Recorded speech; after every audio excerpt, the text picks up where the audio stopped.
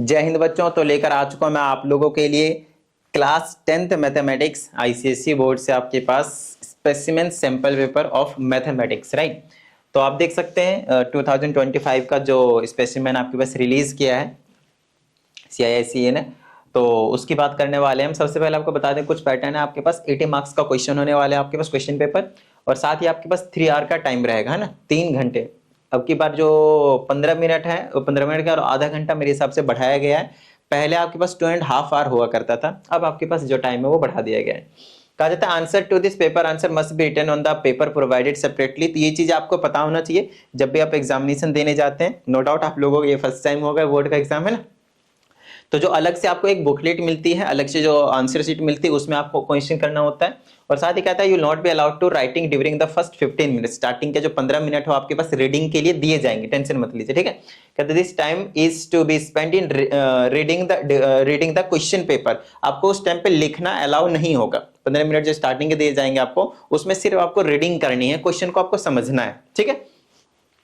फिर आपके कहा the time given at the head of this paper is the time allowed for the writing the answer. तो ये मत समझ लेना कि ये जो 15 मिनट दिए हैं वो आपके पास 3 घंटे में से कट जाएंगे, नहीं। स्टार्टिंग के 15 मिनट स्पेशली आपको प्रोवाइड किया जा रहा है क्वेश्चन को रीड आउट करने के लिए, ठीक है। तो क्वेश्चन को रीड करने के बाद अब जब आप लिखना शुरू करेंगे, इट मींस लेट से आपका जो पेपर है वो 10 o'clock पे स्टार्ट होता है मॉर्निंग में, तो आपको 9:45 पे दे दिया जाएगा। कोई दिक्कत वाली बात नहीं, 15 मिनट पहले। और वो 15 मिनट में आप क्या करेंगे, उसको रीड आउट करेंगे, क्वेश्चन को पूरी तरह से रीड करेंगे। उसके बाद आपके पास 10 बजे से आपकी जो टाइमिंग है 10 o'clock से आपके पास स्टार्ट हो जाएगी। और अगर एग्जैक्टली 10 o'clock पे दिया जाता है आपको क्वेश्चन पेपर, तो 10:15 तक आपके पास रीडिंग टाइम रहेगा। फिर 10:15 to 3 आवर आपके पास आगे, मतलब 1:15 तक आपको टाइम दिया जाएगा, ठीक है।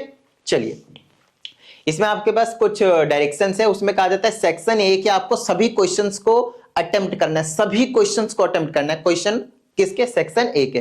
साथ ही आपके पास सेक्शन बी से एनी 4 क्वेश्चन करने हैं। उसमें ज्यादा क्वेश्चन रहते हैं, शायद 6 या 7, अभी देख लेंगे जो भी होगा। तो सेक्शन ए से सभी क्वेश्चन, उसमें मेरे हिसाब से 4 क्वेश्चन रहते हैं, ठीक है ना। क्वेश्चन नंबर 1 में एमसीक्यू है, 2 और 3 और 4 में आपके पास कुछ कुछ सॉल्व करने वाले क्वेश्चन रहते हैं, और बाकी सेक्शन बी से हमें 4 क्वेश्चन करने हैं। तो आप देख सकते हैं सेक्शन ए में अगर मुझे 4 क्वेश्चन करने हैं तो सेक्शन ए कंटेन कर रहा है 40 मार्क्स का, और जो सेक्शन बी कंटेन कर रहा है वो भी आपके पास 40 मार्क्स का। तो 40 टोटल हो गया आपके पास 80 मार्क्स का क्वेश्चन पेपर, ठीक है। इतनी बात डन है। तो आज जो अपना जो टारगेट रहने वाला है ना, वो सेक्शन ए को ही कंप्लीट करने का रहेगा, बस और कुछ नहीं। सेक्शन ए को कंप्लीट करने का रहेगा, ठीक है। चलिए, अब इसमें कहा जाता है all working includes rough work must be clearly shown and must be done on the same sheet as the rest of the answer. देखिए, जिस भी शीट में आप आंसर करेंगे उसी शीट में आपको आंसर रफ वर्क भी करना है। लाइक ये आपके पास शीट पेपर है, आंसर शीट पेपर है, तो आप क्या करेंगे, यहां से लेकर मान लेते हैं कि यहां तक आप क्या कर रहे हैं, परफेक्ट आंसर लिख रहे हैं। क्या कर रहे हैं आप? परफेक्ट आंसर्स लिख रहे हैं, ठीक है। तो यहां पे आप लिख देंगे ऊपर में ROUGH, रफ। उसके बाद आप इतने काम में आप रफ कर लेंगे, ये वाली लाइन खींच दीजिएगा ताकि ये सेपरेटेड रहे, ये आपके पास प्रॉपर वर्क रहेगा और ये आपके पास रफ वाला वर्क रहेगा, ठीक है। चलिए, नेक्स्ट क्या आ जाता है, the intended marks for the question और parts of the questions are given in brackets. तो बाकी जितने भी क्वेश्चंस, जो भी क्वेश्चंस कितने मार्क्स का है वो आपके पास यहाँ पे सामने जो बताया गया है, उसकी टेंशन मत लीजिए, ठीक है।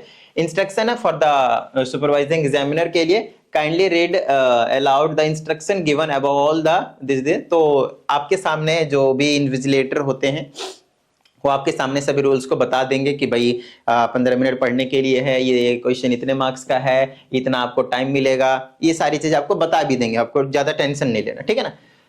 तो आइए अब हम अपने सेक्शन ए के क्वेश्चंस पे आ जाते हैं। क्वेश्चन नंबर अगर 1 की बात करें तो उसमें आपके पास एमसीक्यू है, ठीक है ना। क्वेश्चन नंबर 1 की अगर हम बात करते हैं तो उसमें आपके पास एमसीक्यू है, और उसमें आपके पास जो टोटल एमसीक्यू देखने को मिलते हैं वो 15, कितने? 15, 1 marks each. It means question number 1 जो आपके पास 15 नंबर के हो गए, 15 मार्क्स के हो गए, ठीक है। क्वेश्चन नंबर 2 में आप देखें, एक क्वेश्चन है, 2 क्वेश्चन है, और आपके पास ये 3 क्वेश्चन है, और तीनों को अगर मैं मिला देता हूं तो 4 मार्क्स का, 4 मार्क्स का, 4 मार्क्स का, कितने मार्क्स का हो गया आपके पास? 12 मार्क्स का, ठीक है। ओके, नेक्स्ट क्वेश्चन नंबर आप 3 को देखें, 1 है, 2 है, और एक आपके पास ये 3 है, मतलब 2 क्वेश्चन और एक्स्ट्रा है। ये भी कितने मार्क्स का आपके पास? एक 4 का है और एक 5 का है, कितने हो गया आपके पास? 9। अरे और भी होना चाहिए। और क्वेश्चन नंबर 1 ये 13, 13 मार्क्स का क्वेश्चन नंबर 3 है। तो आप देख सकते हैं क्वेश्चन नंबर 1 15 मार्क्स का हो गया, क्वेश्चन नंबर जो 2 था आपके पास वो 12 मार्क्स का हो गया, और जो क्वेश्चन नंबर 3 है वो आपके पास 13 मार्क्स का है। तो टोटल मिलाकर कितने हो गए 40 मार्क्स, 15 12 13, टोटल कितने हो गए आपके पास 40 मार्क्स। ठीक है, तो ये हमारे पास 40 मार्क्स आज का जो अपना टारगेट है वो 40 मार्क्स को कंप्लीट करना है। उसके बाद नेक्स्ट वीडियो में हम अपने नेक्स्ट रिमेनिंग जो 40 मार्क्स होंगे उसे हम कंप्लीट कर लेंगे। आई बात समझ में? ठीक है, तो चलिए स्टार्ट करते हैं with question number 1 MCQs part. चलिए इसमें देखते हैं सबसे पहले हमसे क्या कहा जाता है। इसमें हमसे कहा जाता है ए पॉलिनोमियल इन x, कोई भी एक पॉलिनोमियल है जिसे हम डिवाइड कर रहे हैं वो x के टर्म में, जैसे ऐसे हो सकता है 2x³ - 4x की square plus 4x - 5 something like this. इस टाइप का आपको एक पॉलिनोमियल जो है वो दिया हुआ है x के टर्म में। हमसे कहता है अगर हमने उसको x - a से डिवाइड किया and for x - a to be the factor of this polynomial the remainder should be, और मान लेते हैं ये पॉलिनोमियल इसको हमने x - 2 से डिवाइड किया। एग्जांपल ले रहा हूं मैं न्यूमेरिक वैल्यूज ताकि आपको एक अच्छी अंडरस्टैंडिंग मिल सके। अगर मैं इससे इसको डिवाइड कर रहा हूं, मान लेते हैं अगर मैं इसको इससे डिवाइड कर रहा हूं और अगर मैं चाहता हूं कि ये जो चीज है x - 2 है वो इस पॉलिनोमियल का फैक्टर बन जाए, तो मेरे पास रिमाइंडर कितना मिलेगा? तो 100% आपको 0 मिलना चाहिए भाई। अगर यहां से x की वैल्यू निकालता हूं तो 2 निकलेगी, 2 की वैल्यू यहां पे पुट कर देता हूं तो रिमाइंडर कितना होना चाहिए 0। अगर रिमाइंडर 0 आया तो आपके पास ये फैक्टर है, अदरवाइज फैक्टर नहीं है। यही तो पूछा है कि अगर मैंने x - 1 से x - a से डिवाइड किया और अगर मैं चाहता हूं कि x - a इसका फैक्टर बन जाए तो 100% क्या होना चाहिए? रिमाइंडर आपके पास 0 आना चाहिए। आई ना बात समझ में? ये ऐसे क्वेश्चंस होंगे जिसको आप कुछ सेकंडों में सॉल्व करेंगे, कुछ ऐसे क्वेश्चन होंगे जिसमें आपको थोड़ा सा टाइम जो है वो लगाना पड़ेगा। ठीक है, चलिए क्वेश्चन नंबर हम 2 की बात करते हैं।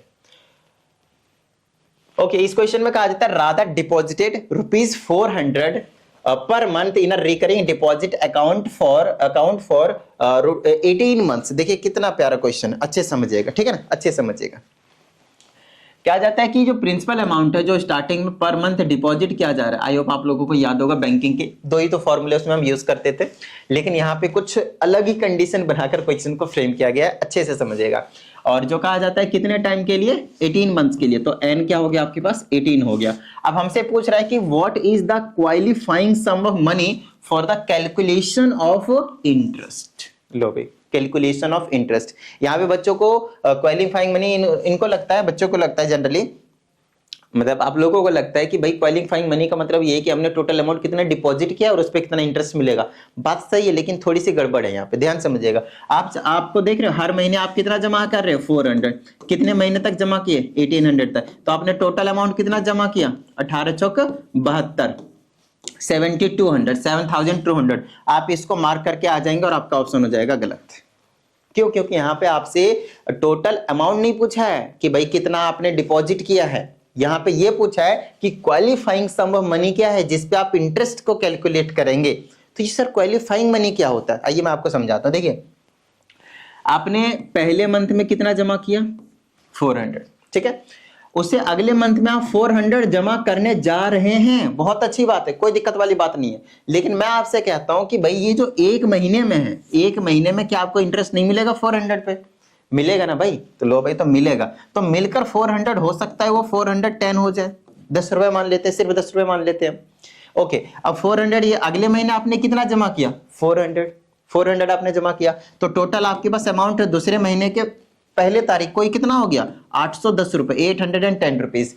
अब जो दूसरा मंथ स्टार्ट हुआ है उसमें आपके पास 810 पे इंटरेस्ट मिलेगा, 810 पे इंटरेस्ट मिलेगा। तो अगर इस पे इंटरेस्ट मिलेगा तो मान लेते हैं ये 840 बन गया, और जब थर्ड मंथ का फर्स्ट डेट आएगी तो उस टाइम पे आप 400 फिर से डालेंगे तो ये 1240 हो जाएगा, 1240 हो जाएगा। 400 हर मंथ आप पे कर रहे हैं, जब डिपॉजिट कर ही रहे हैं, 1240 पे फिर से उस मंथ में क्या मिलेगा आपके पास? इंटरेस्ट मिलेगा। अरे बात समझ। तो ऐसे करते करते करते करते मुझे 18 मंथ्स तक जाना है। तो क्या आपको सच में लगता है कि मुझे सिर्फ 7200 ही मिलेंगे, मतलब क्वालिफाइंग सम होगा? ये होते हैं क्वालिफाइंग सम, हर मंथ का आपके पास एड ऑन होते जाता है इंटरेस्ट के साथ साथ। तो इसके लिए मैं ज्यादा कुछ आपको परेशान नहीं करूंगा, डायरेक्टली एक फॉर्मूला बता देता हूँ क्वालिफाइंग सम का, वो होता है जो भी प्रिंसिपल है। और याद कीजिए जो सिंपल इंटरेस्ट का फॉर्मूला होता है तो उसको हम ऐसे बताते हैं P × n bracket n + 1/2 × 1/12 into में रेट बाय में 100। याद आया ना? ये याद आया ना? याद आ गया? ठीक है, चलो बहुत अच्छी बात है। आप ऐसा करो, ये वाला पोर्शन को गायब कर दो, अब सोचो ही मत की है, और ये जो चीज बची है ना, यही आपके पास क्वालिफाइंग सम का फॉर्मूला हो गया। याद रह जाएगा मेरे हिसाब से याद रह जाएगा ना? हाँ सर, याद तो रह जाएगा, इसमें कोई दिक्कत वाली बात नहीं रहेगी। देखिए ये हर मंथ का एड ऑन करके आपके पास बताता रहेगा। तो चलिए प्रिंसिपल अमाउंट कितना है 400 multiply number of months 18 multiply 18 + 1 19 divided by 2। 2 से इसको कैंसिल कर दूंगा तो 9 टाइम्स में, और बस मल्टीप्लाई कर देता हूं मैं, ये कटेगा ना, बस इतना ही कटेगा। चलो ये हो गया 400 मल्टीप्लाई 19 में 171 171। इसको मल्टीप्लाई कर देता हूं मैं, कितना हो जाएगा? ये 4 से 4 कर दूंगा, 17 चौके 68 और ये 00 68,400। तो 68,400 ये आपके पास अब आंसर जो है वो करेक्ट माना जाएगा। तो आई होप आपको ये जो चीज है वो बहुत ही अच्छे तरीके से समझ में आ गया होगा, क्वालिफाइंग सम। ठीक है, चलिए आगे की बात करते हैं। क्वेश्चन नंबर हम 3 की बात करते हैं, इस वाली क्वेश्चन की बात करते हैं। इसमें कहा जाता है इन the adjoining figure AC is the diameter of the circle. ये जो AC दिख रहा है वो आपके पास डायमीटर ऑफ द सर्कल है। हमसे कहा जाता है AP जो है वो 3 है, ये वाली जो चीज है वो आपके पास 3 है, जो और PB जो है वो आपके पास 4 है, P से लेकर B तक आपके पास 4 है। हमसे कहा जाता है जो QP है वो परपेंडिकुलर है AB पे, QP ये वाला परपेंडिकुलर है। चलिए डायग्राम साफ साफ दिख रहा है। हमसे कह रहा है ट्रायंगल APQ का एरिया 18 है, APQ का इसका एरिया कितना आपके पास 18 है। Then find the area of the shaded portion QPBC, इस वाले का पोर्शन का एरिया निकालना, इस वाले का हमें क्या करना है, एरिया जो है वो निकालना है। तो ठीक है, कोई दिक्कत वाली बात नहीं है। आप लोगों को पता होना चाहिए कि ये जो छोटा वाला ट्रायंगल है वो और जो बड़ा वाला ABC है ये दोनों सिमिलर है। आप बोलोगे सर ये कैसे बात हुई? देखो मैं आपको समझाता हूँ, अलग से आप बना सकते हैं अगर आप लोगों को प्रॉब्लम हो तो। ये A हो गया, ये B हो गया, ये C हो गया, फिर मैं बड़ा वाला बना देता हूँ यहाँ पे। गलत बात, ABC नहीं हुआ, ये क्या हो गया आपके पास APQ हुआ, छोटा वाला ट्रायंगल ये वाला, ठीक है। और बड़ा वाला बना देता हूँ मैं A, फिर B, फिर आपके पास C। ये भी 90 है, ये भी 90 है, ठीक है। और ये एंगल ये दोनों का कॉमन है। देखिए तो बाई डबल ये दोनों ट्रायंगल क्या हो गए आपके पास, सिमिलर हो गए। जब भी एरिया गिवन है तो नो डाउट हम क्या करने वाले हैं, एरिया का कॉन्सेप्ट लगाएंगे भाई। तो एरिया का कॉन्सेप्ट लगा देते हैं, आओ चलो। तो ये दोनों ट्रायंगल अगर सिमिलर है तो आपको मैं एक चीज बता दूं कि इनके जो कॉरेस्पॉन्डिंग साइड्स का रेशियो होता है उसके स्क्वायर के इक्वल होता है दोनों का एरिया। नहीं आया समझ? आइए मैं समझाता हूं। इन दोनों का एरिया लिखिए, area of triangle APQ divided by area of triangle ABC। इन दोनों ट्रायंगल का जो एरिया का रेशियो होगा वो किसके इक्वल होता है मालूम है? दोनों ट्रायंगल के कॉरेस्पॉन्डिंग साइड्स के रेशियो के स्क्वायर के इक्वल होता है। आइए मैं आपको समझाता हूं। ऐसा बोला है, इसका कॉरेस्पॉन्डिंग साइड ये है तो इसका कॉरेस्पॉन्डिंग साइड ये है। जो वैल्यूज गिवन है मैं उसी को कंसीडर कर रहा हूं। ये वाली 3 थी और ये 4 थी, तो ये टोटल साइड कितनी हो जाएगी, 7 बन जाएगी। तो इनके साइड के रेशियो के स्क्वायर के इक्वल होता है इन दोनों का एरिया। दो सिमिलर ट्रायंगल के एरिया का रिलेशन ये होता है उनके साइड के टर्म में, ठीक है। तो ये किसके आ जाएगा इक्वल मेरे पास, 9 डिवाइडेड बाय 7 7 जा 49, ठीक है। 9 3 का स्क्वायर और 7 का स्क्वायर ये हो गया।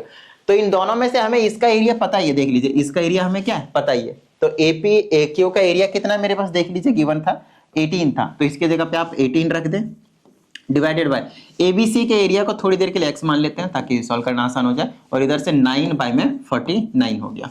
यहां से x की वैल्यू निकाल देंगे तो आ जाएगा 18 मल्टीप्लाई 49 और 9 चला जाएगा डिवाइड में, 9 2 जा 18, तो x की वैल्यू आ गई 49 2 जा 98 सेंटीमीटर स्क्वायर। ये जो मैंने x निकाला है वो है क्या और आपसे पूछा क्या है, इस पे प्रॉपर ध्यान रखना है। क्वेश्चन में बच्चे क्या करते हैं, एक चीज का आंसर निकल गया तुरंत हम आंसर में चेक करते हैं और देखो ऑप्शन में आपके पास 98 भी दिया है, लेकिन आपको 98 पे क्लिक नहीं कर देना तुरंत। भाई ध्यान से समझना है कि आपसे पूछा क्या है। बच्चे बहुत बड़ी सिली मिस्टेक कर देते हैं यहाँ पे, तो उन पे प्रॉपर ध्यान देना है, ठीक है। एक्स हमने निकाला क्या है, ABC का एरिया निकाला, मतलब इस पूरे का एरिया निकाला है। क्या हमें पूरे का पूछा हुआ था हमसे? नहीं, हमसे सिर्फ ये वाला शेडेड पोर्शन पूछा था। ये शेडेड पोर्शन कैसे निकलेगा, जब मैं ये वाला पोर्शन इसमें से गायब कर दूंगा छोटा वाला, और छोटा वाला कितना है मेरे पास 18 गिवन है, देखिए ठीक है। तो इस 98 में से आप 18 को पहले गायब करें, माइनस करेंगे तो आ जाएगा 80 centimetre square. Now that's the correct. बताइए किस तरह की कोई प्रॉब्लम? देखिए ये नहीं करना कि भाई MCQ है आंसर पता चल गया, आंसर तो आपको कहीं से भी पता चल जाएंगे, है ना। एक कोई से भी वेबसाइट पे क्लिक कीजिएगा आपके पास आंसर। अरे बस तो आंसर पे फोकस नहीं करना है, कॉन्सेप्ट पे फोकस करना है। हर एक MCQ को ऐसे सॉल्व करना है कि अगर ऐसा MCQ अगर दोबारा कभी दिख जाए तो भाई साहब फोड़ के रख देंगे। आई ना बात समझ में, ठीक है। चलिए ये हो गया आपके पास थर्ड पार्ट। आइए फोर्थ पार्ट की बात करते हैं। इसमें कहा जाता है हमसे in the adjoining figure O is the centre of the circle. देख रहे हैं आपके पास ओ आपके पास सेंटर है, पीटी आपके पास एक टेंजेंट है यहां से लेकर यहां तक। अब हमसे कहा जाता है वैल्यू ऑफ एक्स क्या होगी, एक्स का है देख लेते हैं, ये वाला, ये एंगल हमें निकालना है। एक प्रॉपर ध्यान रखिएगा, जहां पे रेडियस और टेंजेंट मीट करते हैं पॉइंट ऑफ कांटेक्ट, वहां पे 90 डिग्री का एंगल होता है, दोनों परपेंडिकुलर एक दूसरे पे, ये 90 डिग्री। अगर मैं गलती से ये वाला एंगल पता कर लूं तो ये तो इजीली निकल जाएगा ना एंगल सम प्रॉपर्टी लगाकर। आई ना बात समझ में? तो अगर ये 110 है तो ये कितना बचेगा 70। बताओ कैसे? लीनियर पेयर, दोनों एंगल का सम कितना होगा 180, तो ये कितना है 70। अब ये 70 है, ये 90 है, कितना हो गया 9 7 16 160, 160, तो ये कितना बच गया 20, angle sum property. Basic question, ठीक है, ये आपके पास ऑप्शन ये हो गया। कुछ सेकंडों का आंसर होता है तो ज्यादा टेंशन लेने की जरूरत नहीं है, ठीक है। आइए क्वेश्चन नंबर हम 5th की बात करते हैं। इसमें हमसे क्या कहा जाता है, देखिए इसमें कहते हैं लेंथ ऑफ पी आर पूछा है, पी से लेकर आर तक, यहां से लेकर यहां तक, जिसमें ये 9 दे रखा है, ये एंगल 60 दे रखा है। तो याद कीजिए हम आप लोगों को करवा रहे थे क्या, हाइट एंड डिस्टेंस वाला चैप्टर, जिसमें एक एंगल दिया एक साइड दिया, 10 अपॉन में इसको x मान लेता हूं तो 9 बाई में x क्या हो जाएगा, परपेंडिकुलर अपॉन हाइपोटेनियस क्या होता है sin 60 डिग्री, sin 60 डिग्री। आई ना बात समझ में? तो sin 60 डिग्री की वैल्यू पुट कर दीजिए, कितना आ जाएगा √3/2। यहां से x की वैल्यू निकाल दीजिए, कितना आ जाएगा 9 2 18, 18/√3। आप रैशनलाइज जरूर करें, आपको मैंने बता रखा है डिनोमिनेटर में स्क्वायर रूट वाली वैल्यूज को नहीं छोड़ना, ठीक है। मल्टीप्लाई कर देंगे तो आ जाएगा 18√3 डिवाइडेड बाय √3 3, इसे कैंसिल कर देंगे तो आ जाएगा आपके पास 6√3। अभी मत समझ लीजिएगा, हाँ वैसे तो आप समझ लीजिए, वैसे इसकी कोई जरूरत नहीं है, हमें यही निकालना था x, है ना, पी आर की लेंथ बतानी थी 6√3, तो समझ लीजिए कोई दिक्कत नहीं, आंसर 8 है। मुझे लगा ये भी निकालना, नहीं निकालना, सिर्फ ये निकालना था, पी आर की लेंथ हमने निकाल दी, है ना। चलो नेक्स्ट की बात करते हैं, कहता है असर्शन रीजन वाला क्वेश्चन है, चलो कर देते हैं। कहा जाता है ए solid sphere is cut into 2 identical hemisphere. तो सॉलिड स्फीयर आप समझते हैं ना, इस तरह से एक स्फीयर है ना, इस तरह से आपके पास हेमीस्फीयर है, और इसको हम क्या करेंगे, एक तरीके से इसको कट करेंगे बिल्कुल बीचों बीच में से, है ना, इनटू 2 आइडेंटिकल हेमीस्फीयर। तो एक मैं ऊपर बना देता हूं इस तरह से, और एक मैं नीचे बना देता हूं कुछ इस तरह से। 2 हेमीस्फीयर में हमने कट कर दिया है, ठीक है, 2 हेमिस्फीयर मान लीजिए इसको, एक ऊपर का हिस्सा एक नीचे का हिस्सा। अब हमसे इसमें कहा जाता है द टोटल, ध्यान रहिए ना सॉलिड है, क्या है ये, सॉलिड है। सॉलिड का मतलब ये पूरा का पूरा, यूं समझ लो आयरन की बॉल है। किसकी बॉल है ये, आयरन की, लोहे की बॉल है, या फिर लकड़ी का इस तरीके का शेप का आपके पास उड़न, कंप्लीट सॉलिड है, अंदर से हॉलो नहीं है, खाली नहीं है, ऐसा है, ठीक है। कहता है the total volume of the 2 hemisphere is equal to the volume of the original sphere. कहता है अगर मैं इस हेमिस्फीयर का वॉल्यूम और इस हेमिस्फीयर का वॉल्यूम अगर मैं ऐड कर देता हूं तो कहता है जो ओरिजिनल वाला जो आपके पास स्फीयर था उसके वॉल्यूम के इक्वल हो जाएगा।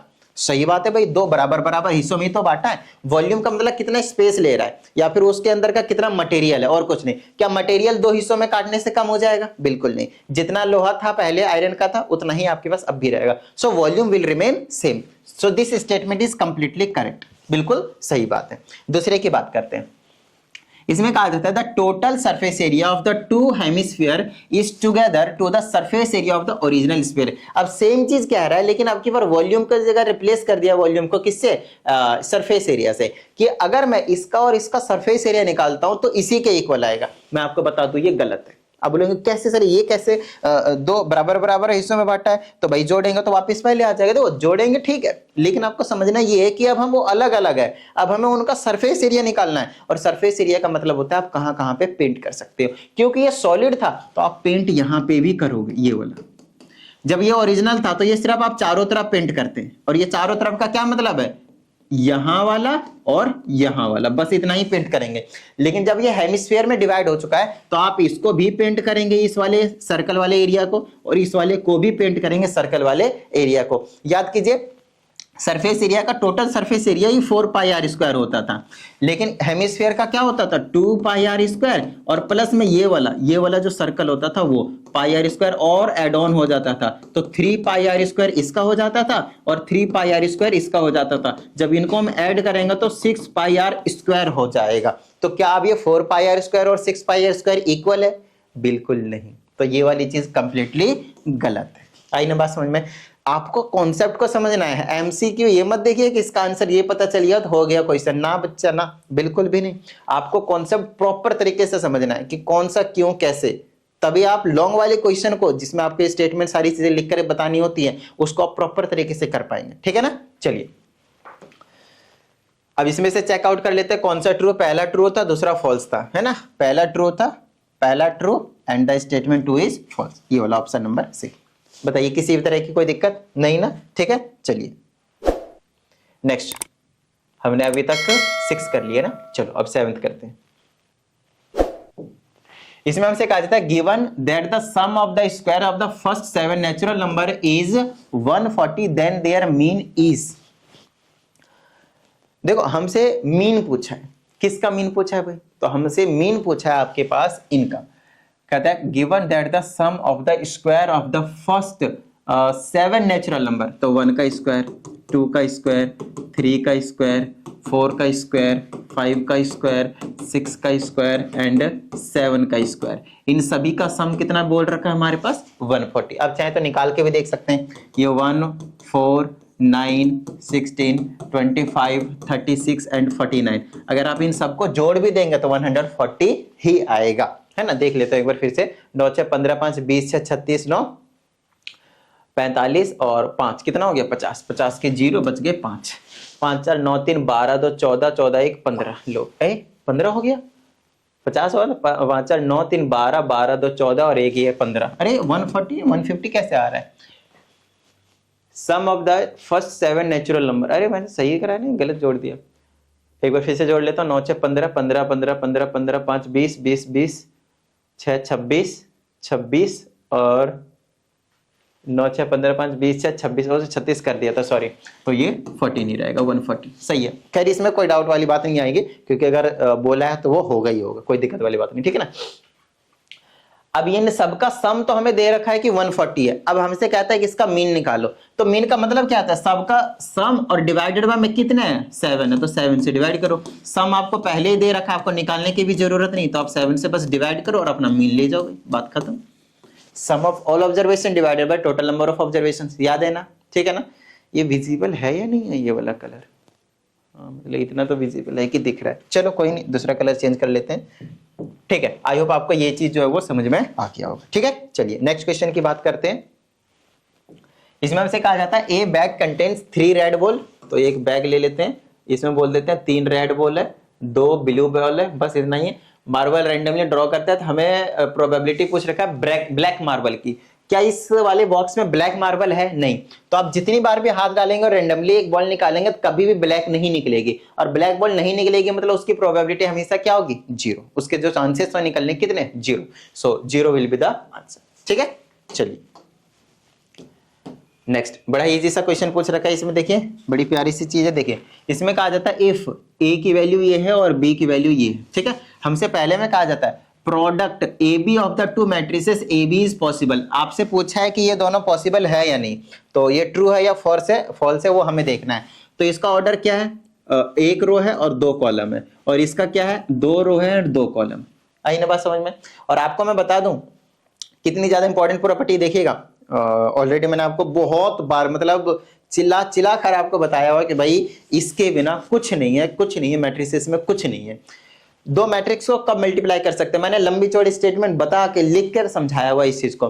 2 मैट्रिक्स को हम तभी मल्टीप्लाई कर सकते हैं जब पहले वाले का कॉलम और दूसरे वाले का रो इक्वल हो। तो पहले वाले का कॉलम क्या है, यहाँ पे देख लीजिए, पहले वाले का कॉलम क्या है, ब्लैक यूज कर लेते हैं, पहले वाले का कॉलम आपके पास 2 है और दूसरे वाले का रो कितना है 2 है, क्या ये दोनों इक्वल है, हाँ सर इक्वल है, तो ये मल्टीप्लाई हो जाएंगे, मतलब पहली स्टेटमेंट करेक्ट, पहली स्टेटमेंट आपके पास करेक्ट है। दूसरी चीज देखते हैं, इसमें कहा है number of columns of the matrix A is equal to the number of rows in matrix B, क्या बात है, जो मैंने अभी आपको समझाया पहले का कॉलम दूसरे का रो इक्वल है, ये भी बिल्कुल ट्रू है, बिल्कुल ट्रू है, ठीक है।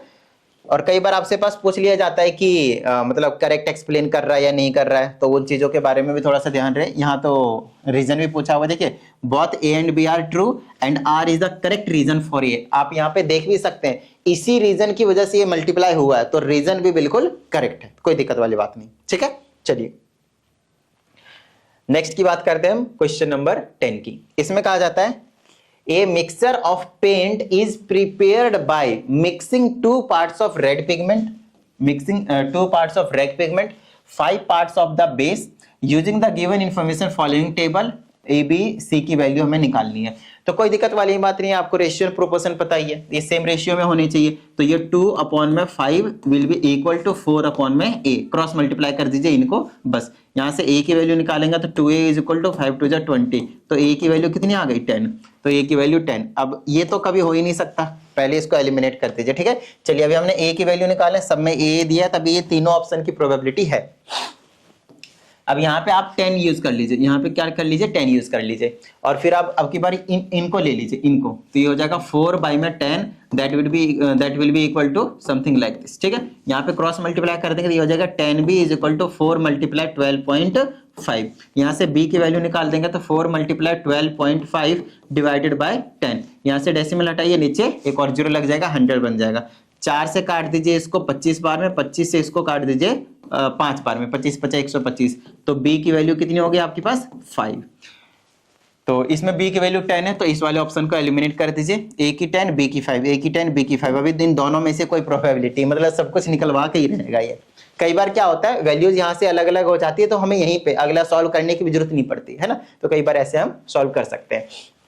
अब इसके जगह पे b के जगह पे आप यूज कर लीजिए 5, ठीक है, और इनको आप क्रॉस मल्टीप्लाई कर देते, ये हो जाएगा 5/12.5 इज इक्वल टू 6/c, तो ये हो जाएगा 5c that would be equal to 12.5 multiplied by c।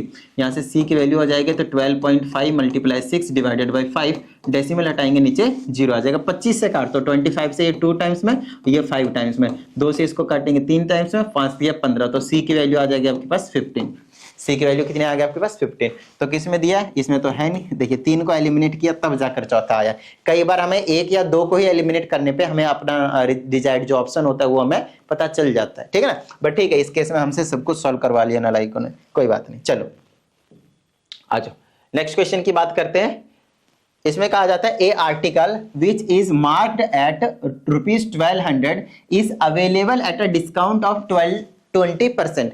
तो मार्क प्राइस तो 1200 है, लेकिन 20% का डिस्काउंट भी मिल रहा है, मतलब बाकी जो बचा वो 80% बचा, तो 80/100 इंटू 1200, तो इससे ये कैंसिल हो गया, 12×8 = 96 960 रुपीज जो आपके पास इतने का अवेलेबल है मिलेगा। मैंने क्या किया 20% लेस कर दिया। देखो एक तो तरीका भाई इसका 20% निकालो, उसको इसी में से माइनस करो, तब आप 960 आपको मिलेगा। इन्होंने बोला है कि 20% डिस्काउंट मिल रहा है, मतलब जो बचा हुआ अमाउंट है वो 80% है, तो 80% ही मैंने निकाल दिया। दोनों तरीके से आप कर सकते हो, कोई दिक्कत वाली बात नहीं है।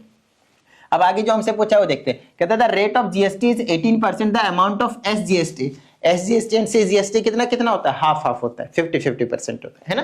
तो 18% का 9% निकाल दो, तो 9% ऑफ किसका, जितने का वो अवेलेबल है। देखिए डिस्काउंटेड प्राइस पे हमेशा जीएसटी लगता है, ऐसा मत कर दिएगा जो मार्क प्राइस होता है उसी पे हमेशा नहीं। अगर मार्क प्राइस है और डिस्काउंट 0 है तो मार्क प्राइस पे लगेगा जीएसटी, कोई दिक्कत वाली बात नहीं। मान लो मैं आपको मान लो ये स्टाइलिस है, इस स्टाइलिस को मैं आपको सेल कर रहा हूँ 1000 रुपीज का, और मैंने आपको कोई डिस्काउंट नहीं दिया, तो आप जीएसटी कितना लगाऊंगा मैं इस पे 1000 पे ही लगाऊंगा। लेकिन मैंने आपको बोल दिया चलो मैंने 20% का डिस्काउंट दिया, तो 200 लेस हो गया, मतलब बाकी जो 80% बचा उस पे 80% 800 हो गया, तो 800 पे अब मैं जीएसटी लगाऊंगा। तो डिस्काउंटेड प्राइस पे हमेशा जीएसटी लगता है, इसका आपको प्रॉपर ध्यान रखना है। तो ये हो जाएगा आपके पास 9/100 इंटू में 960, एक जीरो से एक जीरो को काट दीजिए, मल्टीप्लाई कर दीजिए, 9 छक 54 के 4 बच गए 5, 9 में 81 5 86 डिवाइडेड बाय में 10, ये कट जाएगा तो आ जाएगा 86.40, ये वाला ऑप्शन। लास्ट में कितने जीरो लगा दो उससे कुछ भी फर्क नहीं पड़ेगा। बताइए किसी भी तरह की कोई प्रॉब्लम नहीं ना। चलो क्वेश्चन नंबर 12 की बात कर लेते हैं। इसमें कहा जाता है हमसे the sum of money required to buy 50। अब 50 बोला है तो यहाँ पे बच्चे परेशान हो जाते हैं कि सर ये क्या दे दिया। घबराओ मत, क्वेश्चन पूरा पढ़ो समझ में आ जाएगा। 50 रुपीज 40 शेयर्स एट ₹38.50 इस, तो हमसे कहता है आपको कितना अमाउंट जो है वो चाहिए होगा, किसके लिए। अगर आप 50 खरीदना चाहते हैं, मतलब ये नंबर ऑफ शेयर्स है, 50 शेयर खरीदना चाहते हैं, कितने का शेयर है? 40 का, लेकिन आपको मिल कितने का रहा है? सिर्फ 38.5 का, मतलब वो डिस्काउंटेड प्राइस पे आपको मिल रहा है। तो आप इसको कुछ मत करें, 50 को मल्टीप्लाई कर दे 38.50 से, पॉइंट हटाएंगे, नीचे डबल जीरो आएगा, टिडिंग टिडिंग काट देगा, टिडिंग टिडिंग काट देगा, 5 से मल्टीप्लाई कर देंगे 385 का, और आपके पास आंसर 55 25 के 5 बच गए 2, 8 5 40 और 2 42 के 2 बच गए 4, 5 से 15 और 4 19, 1925, 1925। ये वाला गलती से देखो, इसमें एक्सचेंज है, कई बार बच्चे इसमें गलती से मार्क कर देते हैं, तो गलत बात है भाई। ध्यान से प्रॉपर तरीके से आपको ध्यान देना क्या वैल्यूज है क्या नहीं है ना। जब आप सॉल्व करेंगे और जो आपको वैल्यूज मिलेंगे, तो आपको जो वैल्यूज मिल रहे होंगे, तो जिन्होंने क्वेश्चन को ये बनाया हो उनको पहले से पता है कि बच्चा यहाँ पे ये आंसर लिख सकता है, इसलिए वो एक्सचेंज करके जरूर लिखने की कोशिश करते ताकि आप कंफ्यूज हो जाओ, बट ऐसा आपको होने नहीं देना, ठीक है। नेक्स्ट, इसमें कहा जाता है the roots of the quadratic equation x square minus 1 equal to 0। तो यहां से एक्स स्क्वायर की वैल्यू निकालेंगे और -1 को उधर भेज दीजिए +1। जब आप एक्स की वैल्यू निकालेंगे तो अंडर रूट में 1 भेजेंगे, और ध्यान रहे किस में टूटता है ये हमेशा प्लस माइनस में, तो under root 1 is 1, so answer is +-1। तो कुछ क्वेश्चंस ऐसे होंगे नो डाउट जो बहुत ज्यादा इजी होंगे, ठीक है ना। नेक्स्ट, इसमें हमसे कहा जाता है which of the following equation represents a line equally inclined to the axis. Equally inclined का मतलब क्या होता है समझिए, एक्स एक्सिस वाई एक्सिस हो गया ना, इसका मतलब हो गया ये वाला जो डिस्टेंस है वो और ये वाला जो डिस्टेंस है वो इक्वल है। ऐसा फिलहाल तो है नहीं, बट समझने के लिए मैं आपको समझा देता हूँ ऐसे करके, इक्वली इंक्लाइंड मान लेते हैं, चलो मान लो ये वाला और ये वाला डिस्टेंस इक्वल है, एक्स का भी वाई का भी। आप ऐसे चाहें तो ऐसे कर सकते हैं, तो ये वाला डिस्टेंस इक्वल होगा। आप चाहे तो ऐसे कर सकते हैं, तो ये वाला डिस्टेंस इक्वल होगा। आप चाहे तो ऐसे कर सकते हैं, तो ये वाला डिस्टेंस और ये वाला डिस्टेंस इक्वल होना चाहिए। आई ना बात समझ में। तो इसको बोलते हैं हम equally inclined to the both axis, दोनों एक्सिस पे, ठीक है ना। देखो इसका होने का कोई चांसेस नहीं, क्योंकि एक्स और वाई के साथ जो न्यूमेरिक वैल्यूज है वो अलग अलग है। जब आप ग्राफ बनाएंगे तो आपको इजीली समझ में आ जाएगा। इसके होने के बहुत ज्यादा चांस है, क्योंकि दोनों का न्यूमेरिक वैल्यू 1 1 है। प्लस माइनस से कोई दिक्कत नहीं है, एक्सेस से नेगेटिव पॉजिटिव हो ही सकते हैं, ये होगा नहीं, अकेले लाइन बनेगा, दोनों एक्सेस का आएगा नहीं है, तो मेन ऑप्शन ये हो जाएगा। ऐसे आप समझ सकते हैं। अदरवाइज आपको पता है ये लाइन के इक्वेशन बना लीजिए, फिर आपको पता चल ही जाएगा भाई, कोई दिक्कत वाली बात नहीं होता है ना। चलिए लास्ट एमसीक्यूज को देख लेते हैं। इसमें हमसे कहा जाता है given this and x is a prime number. X को कहता है प्राइम नंबर, तो हमें सॉल्यूशन बताना होगा मेरे हिसाब से इसमें, है ना। देख लेते हैं, एक्स को हमसे कहा गया प्राइम नंबर है, तो हमें सॉल्यूशन फॉर एक्स के लिए हमें सॉल्यूशन बताने की कौन कौन से प्राइम नंबर यहाँ पे आपके पास आने वाले हैं, ठीक है। ओके, हमसे कहा जाता है x plus 2 less than equal to x by 3 plus 3। तो सॉल्व कर लेते हैं भाई, कोई दिक्कत वाली बात नहीं। तो ऐसा करता हूं, पहले न्यूमेरिक वैल्यू को उधर भेज देता हूं, तो 2 सब्ट्रैक्ट कर देता हूं दोनों तरफ, तो ये हो जाएगा x plus less than equal to x by 3। जब मैं 2 सब्ट्रैक्ट किया तो इधर 1 बचेगा, 3 माइनस 2 इज 1, और इधर से ये गायब हो जाएगा। x बाई 3 दोनों तरफ सब्ट्रैक्ट कर देता हूं, तो x minus x by 3 less than equal to इधर बच जाएगा 1। इधर एलसीएम ले लूंगा तो आ जाएगा 2x बाई 3, अगर आप करेंगे तो पता चल जाएगा, ठीक है। दोनों तरफ 3 से मल्टीप्लाई करिए, आ जाएगा 2x less than equal to, इधर आ जाएगा 3, ठीक है। इधर से गायब, इधर आ जाएगा। यहाँ से x की वैल्यू निकाल देंगे, 2 से डिवाइड कर दीजिए तो ये हो जाएगा 3/2। सो x इज लेस देन और इक्वल टू 1.5। 3/2 मतलब 1.5, तो 1.5 से कम होने चाहिए, इसके इक्वल भी हो सकता है। और कौन से प्राइम नंबर है वो बताइए। तो अगर यहाँ पे 0 है, ये 1 है, ये 2 है, यहाँ पे 1.5 है, इससे पहले क्या कोई प्राइम नंबर आपको दिख रहा है? बताइए हाँ या नहीं। क्या आपको कोई प्राइम नंबर दिख रहा है? तो आप कहेंगे नहीं सर, हमें तो कोई प्राइम नंबर नहीं दिख रहा है। और अगर आपको भैया कोई प्राइम नंबर दिख ही नहीं रहा, तो मारो ना गोली, खत्म करो इसको, ठीक है ना। तो क्या हो जाएगा 5 एम्प्टी।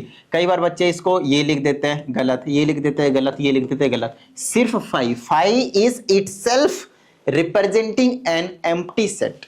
अगर ऐसा लिखा होता, अंदर कुछ नहीं लिखना, तब भी ये एम्प्टी सेट को रिप्रेजेंट कर रहा है।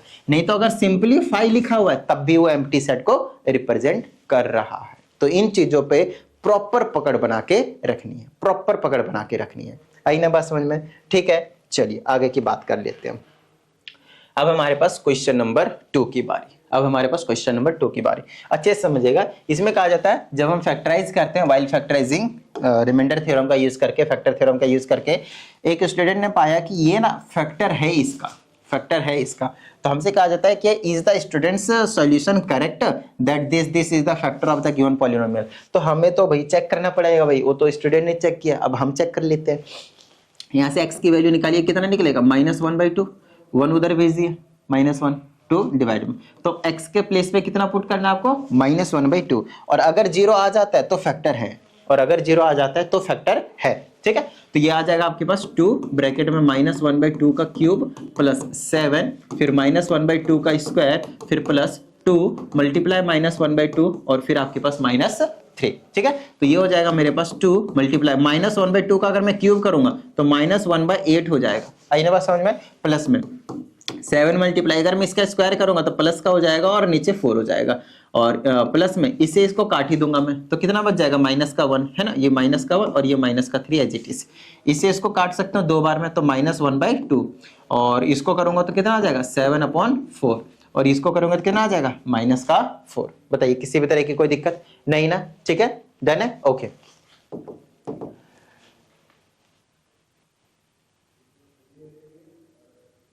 ठीक है, चलो अब ये आपके पास हो जाएगा, क्या करूं मैं, इसको एलसीएम वगैरह ले लेता हूं, इसके नीचे 1, मेरे हिसाब से 0 तो नहीं आना चाहिए, है ना, 0 नहीं आ रहा है, 2 माइनस का 2 प्लस का 7 माइनस का 4, तो 0 नहीं आ रहा है, इज नॉट इक्वल टू 0, तो आप बोल देंगे ये जो स्टूडेंट है उसने बताया कि फैक्टर है, तो ऐसा नहीं है, वो फैक्टर नहीं है। आपसे रीजन पूछा हो तो आप बोलोगे as remainder is not 0 therefore 2x + 1 is the not the factor of the given polynomial. तो आपने इसका आंसर इसका बता दिया, इसका बता दिया। अब लास्ट में हमसे बोला also factorise the polynomial completely, इसका मतलब ये है कि अगर ये नहीं है तो भैया इसको फैक्टराइज करके बताओ आप अपने हिसाब से। तो आपको मैंने पहले बता दिया, या तो आप 1 पुट करें, 2 पुट करें, या फिर प्लस माइनस में पुट करें, तो जनरली आ जाता है। देखो 1 पुट करने से नहीं आएगा, क्योंकि 1 पुट करूंगा तो ये सारे प्लस के ज्यादा है और ये वाला कम है माइनस वाले, तो 0 नहीं आएगा। तो -1 पुट करने की कोशिश करें, -1 पुट करेंगे तो ये -2 बना लेगा, इसको पुट करेंगे तो +7 बना लेगा, इसको पुट करूंगा तो -2 बना लेगा, ये -3 बना लेगा।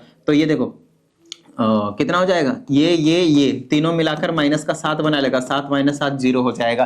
तो x की वैल्यू कितनी है, -1। अब हम इसको आसानी से फैक्टराइज कर सकते हैं। x की वैल्यू हमने कितनी निकाल दी भाई, -1। इसका मतलब अंदर लाऊंगा तो x + 1 हो जाएगा। और अब आपको इसको क्या करना है, डिवाइड करना है x + 1 से। जिसको डिवीजन नहीं आता भाई जाकर प्लीज सीख लीजिएगा, ठीक है, मैंने करवा रखा है। तो ये हो जाएगा आपके पास 2x का cube plus 7x² plus 2x - 3। 4 marks का दिया तो है, लेकिन भाई साहब आपसे करवा भी सभी चीजें रहा है, इसमें 4 नंबर के हिसाब से आपको करवा भी रहा है ये सभी चीजें। पहले तो पुट करके चेक करवा लिया कि भाई है या नहीं है फैक्टर, दूसरी चीज में रीजन भी पूछ लिया, तीसरी चीज में आपसे बोल दिया कि फैक्टराइज कर दो। तो 4 नंबर का तो ये बढ़िया सवाल दिया भाई, 1 नंबर।